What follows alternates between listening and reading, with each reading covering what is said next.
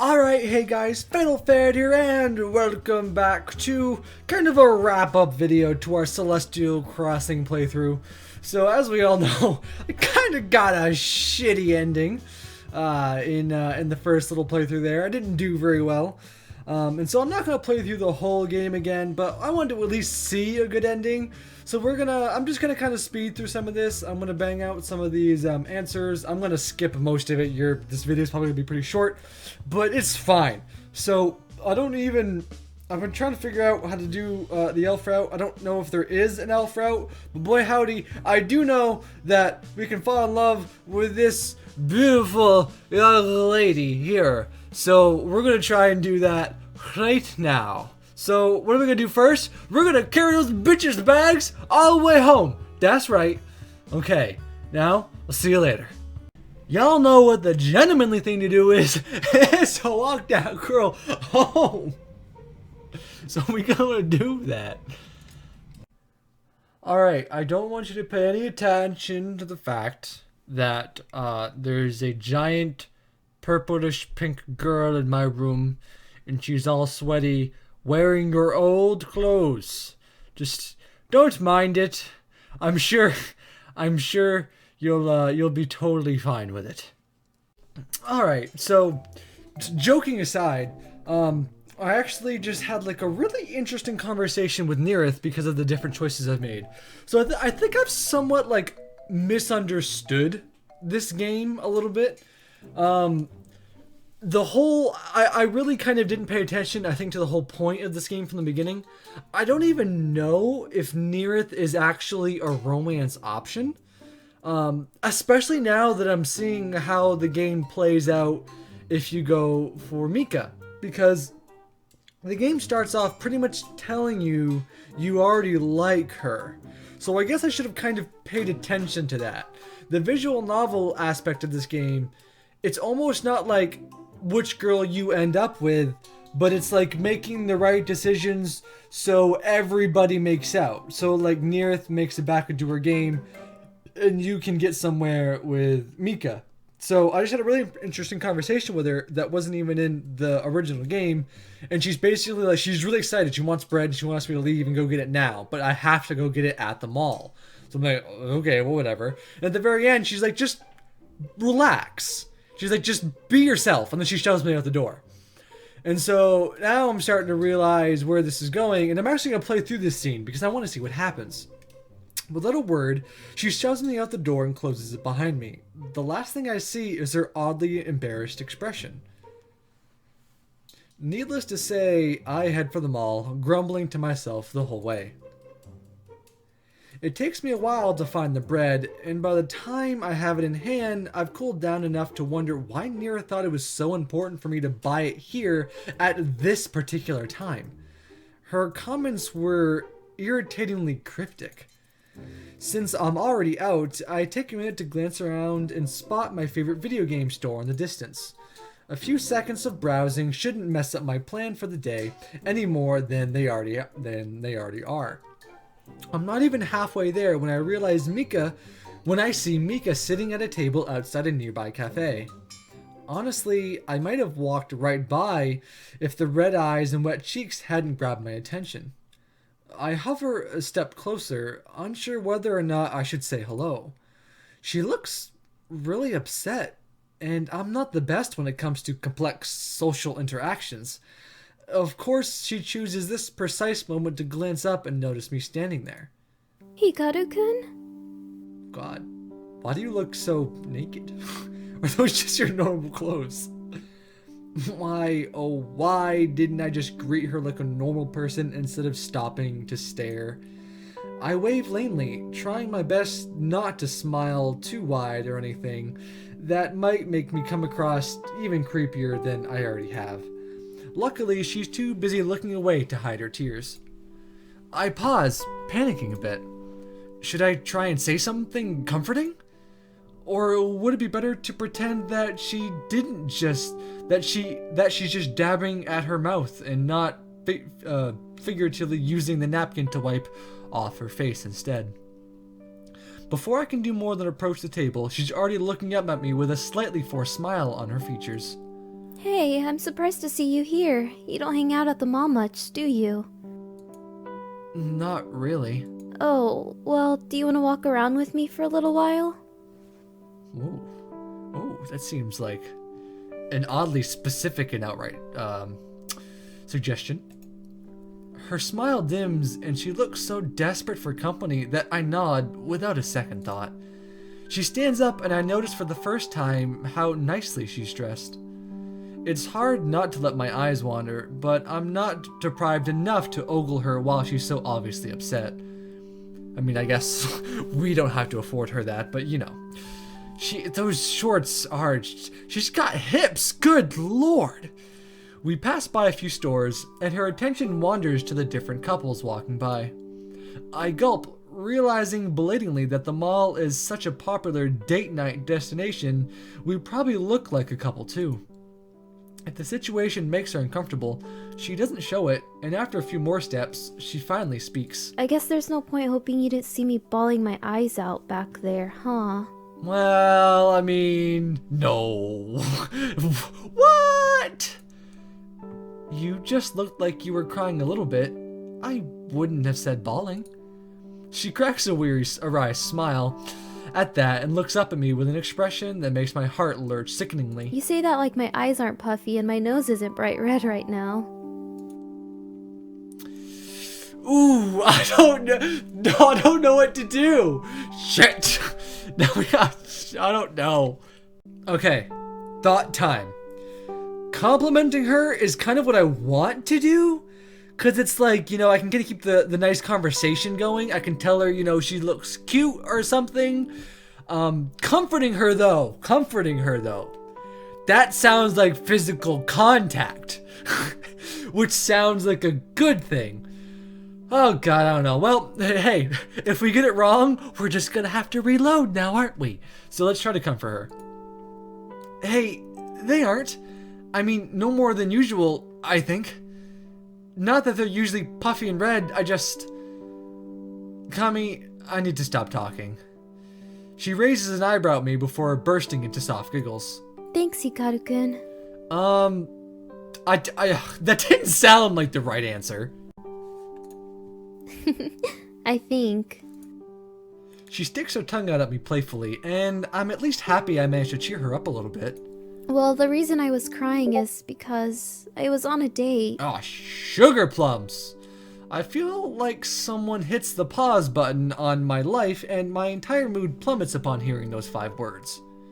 I mean, I've always known she dated, but seeing evidence of it firsthand makes the facts seem so much more real. And when I told him I didn't want to see him again after it was over. Oh? She's not smiling anymore. In fact, she looks like she's fighting back tears again, and her voice is hoarse when she eventually forces herself to go on. Let's just say he wasn't very nice about it. Did he hurt you?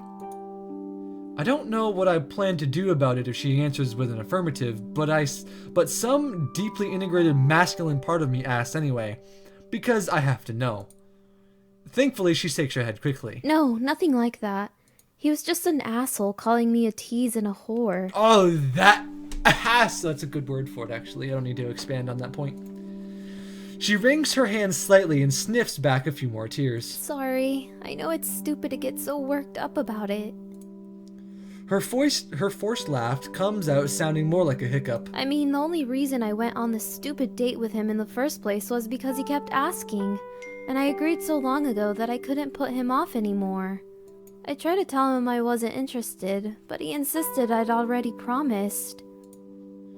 I'm not sure what my face is doing, but when she peeks up at me, she offers her final defense, shrugging helplessly. I didn't know how to get out of it without being a bitch. Bitch! Bitches be crazy.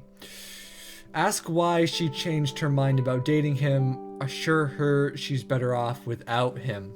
I don't know! All these questions! I just want the good ending! Let's save, because that's all I've been doing. Yeah, it's prod. So what changed? What do you mean?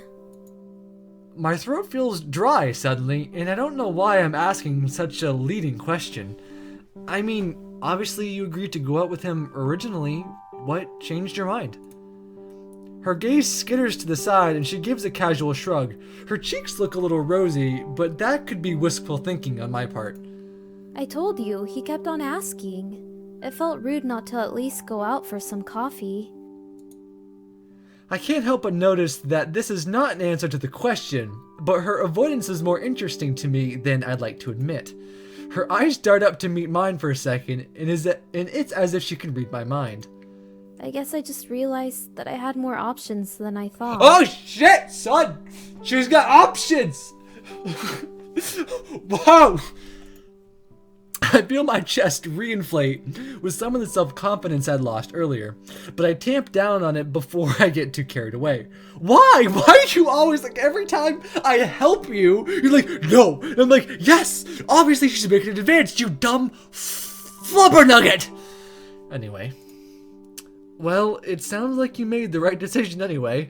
He didn't have to be such a jerk about it. I know.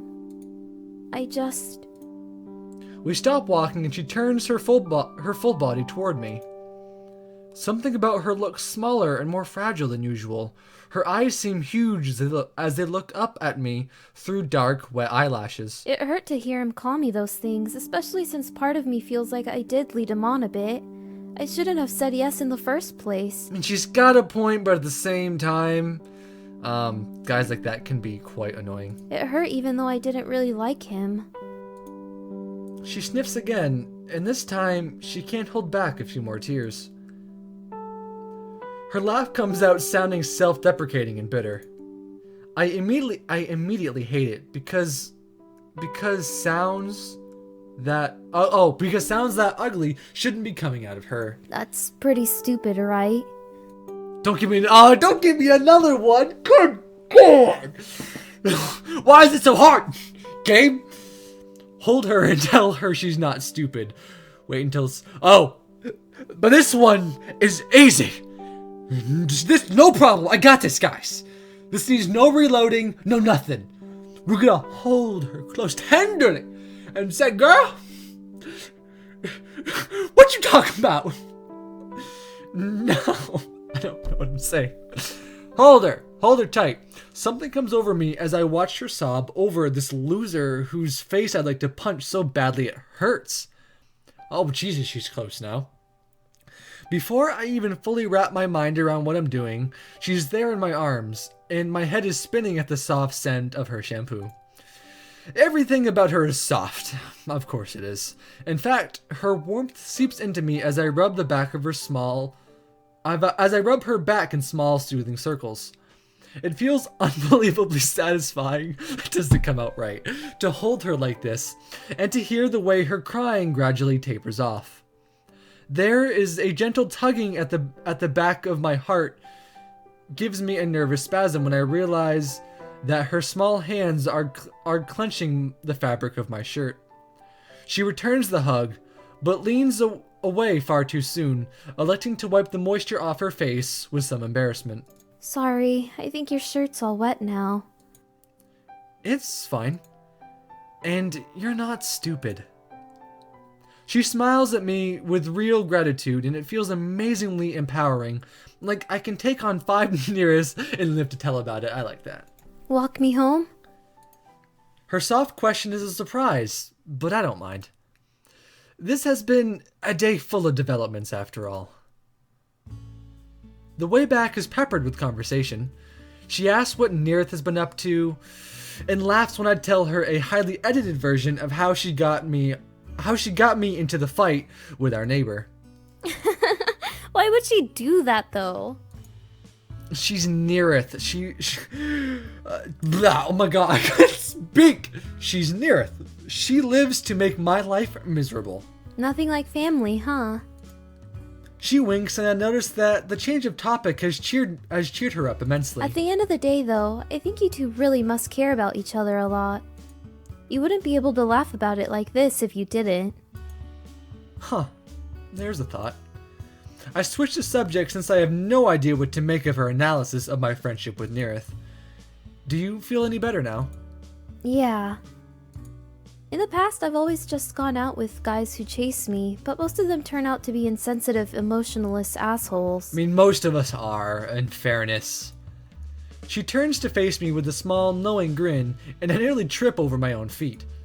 I think I just need to reevaluate the kind of guys I date. I agree. Go for quiet, sheltered, introverted, passive, not very confident guys. Those are definitely the ones all the bitches want. I tell myself firmly that we're almost back to the apartments. Humiliating myself by running into a sign or falling into a pothole is not an option. By the way, are you ever going to tell me why you went all the way out to the mall to buy some yakisoba bread? I looked down at the bag of bread in my hand somewhat dumbly. I'd forgotten the whole reason I'd left the house this morning. It was Nearith. She knew. Somehow she knew Mika would be at the mall, and that I'd be there to see her. I think back to all those unsubtle comments she's made about Mika and me over the past few weeks, and I wonder if she's been plotting something like this from the beginning. Add to that the cryptic comments she made before I left, and I find myself laughing out loud at the thought of her little matchmaking schemes. She's a big softie after all. I don't mean to say it out loud, but I just shake my head at Mika's understandably confused look. The bread's for her, it's pretty much all she eats.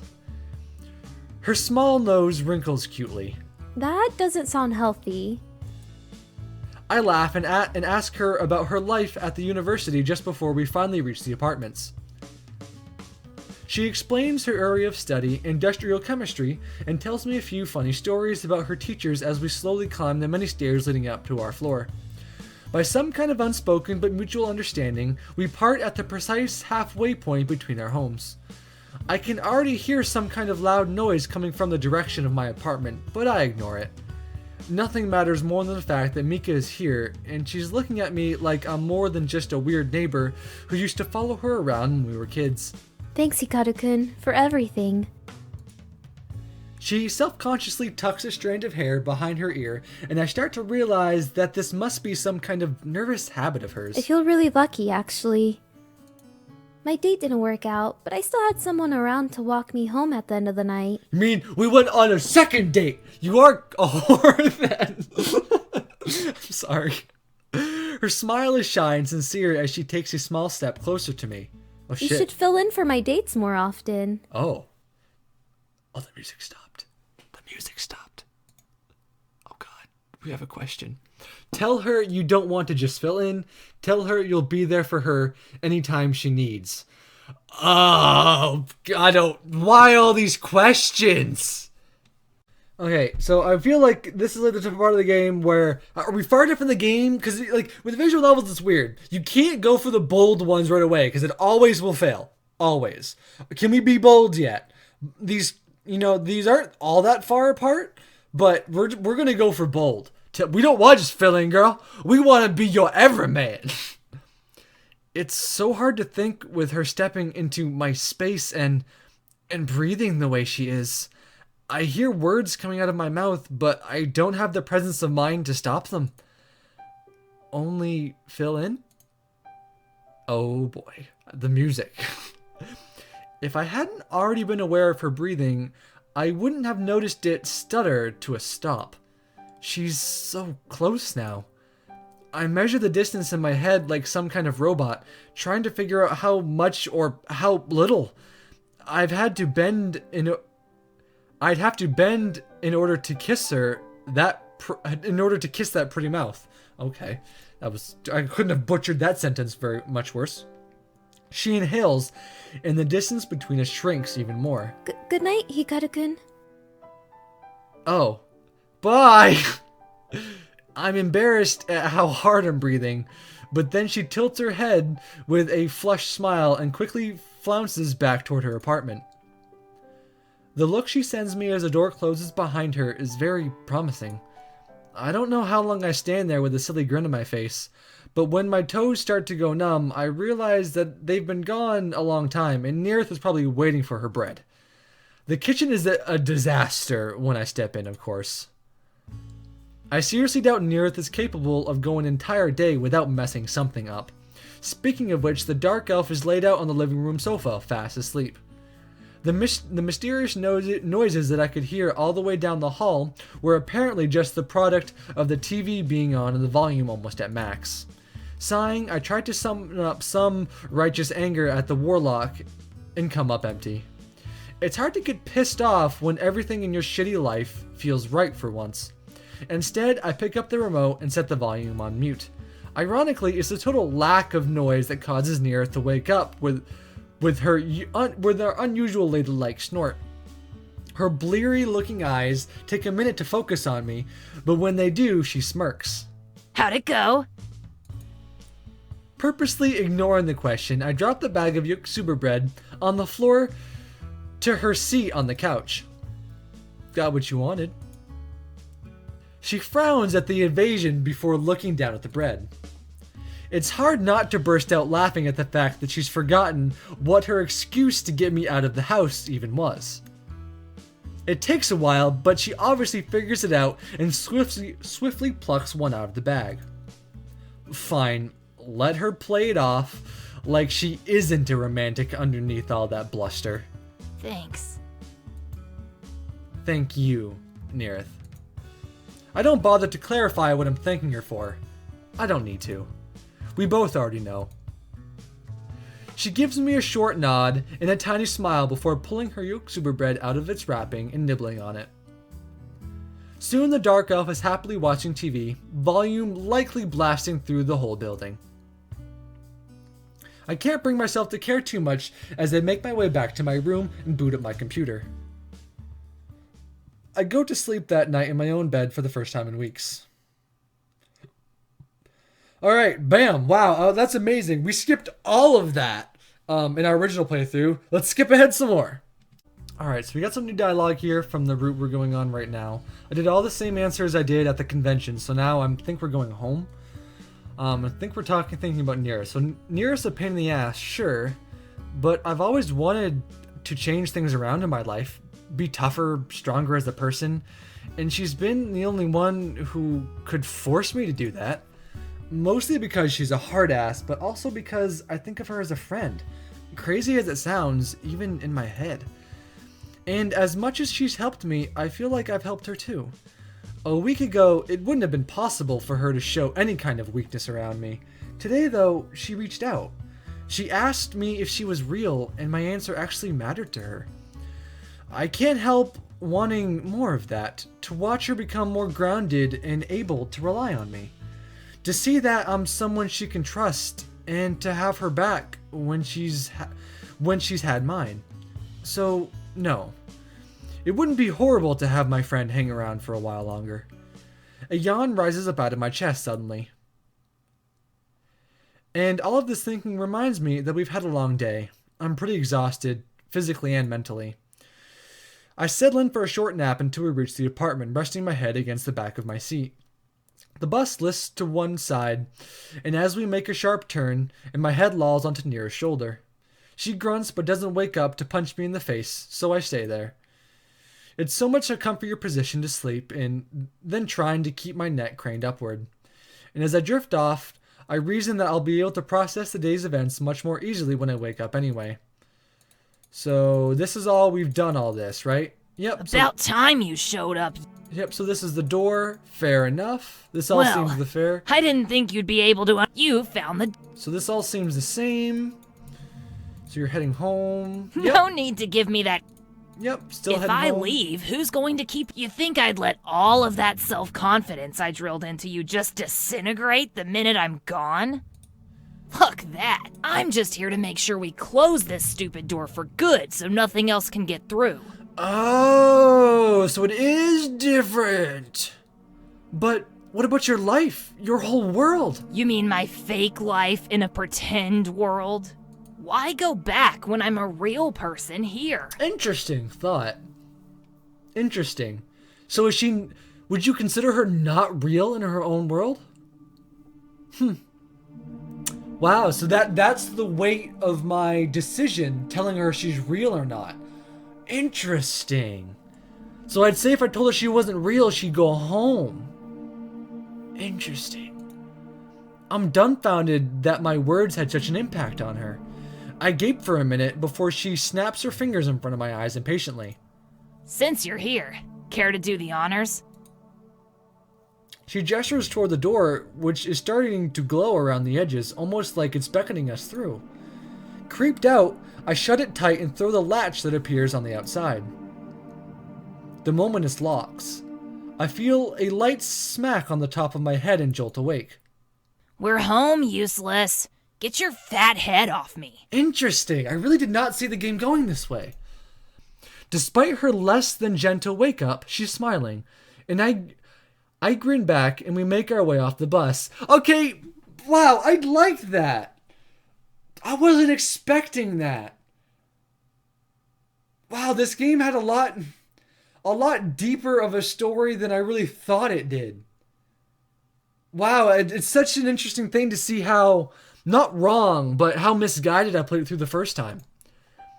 The bus stop is otherwise pretty much deserted, except for a figure making its way toward us in the dark. I lead the way forward only to bump, almost literally, into Mika. Hikaru, Nerith-chan, fancy meeting you two here. She laughs a bit, giving Nerith a small wave before looking up at me. I might be imagining it, but she seems to be fidgeting more than usual, playing with the hem of her skirt and pushing strands of hair out of her face as she talks. Since you're here, I was wondering if you could grab the dishes I lent you guys the other day when I brought food. I open my mouth, but Nerith abruptly speaks over me. No problem, I'll run ahead and grab them. No, Nerith, where are you going? We're so nervous alone together. She gives me a very pointed look as I dig in my pockets for the key to give to her. The look clearly says, don't fuck this up. I tried to nod my understanding at her discreetly and she smirks, punching my shoulder once before turning toward the apartment in the dark. Does she always do that?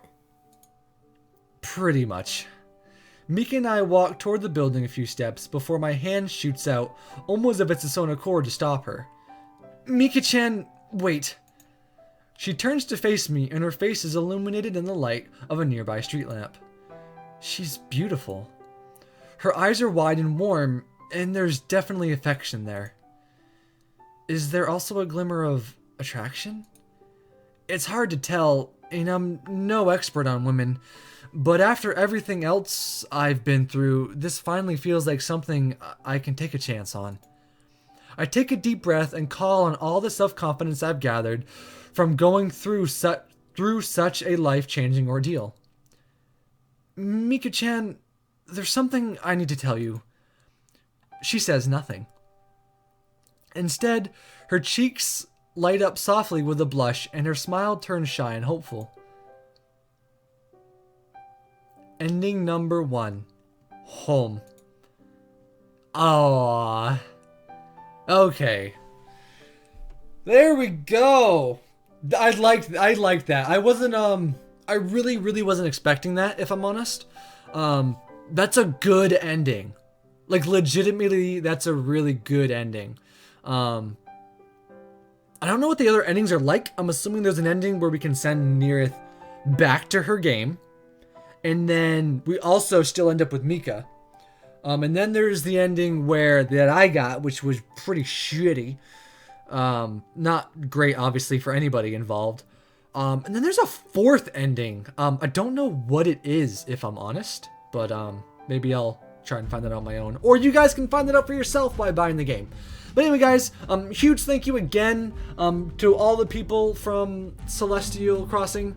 The developer was awesome enough to send me this game, and I'm so glad I came back to do this one more episode because it was really fun and I really enjoyed it. This was really good.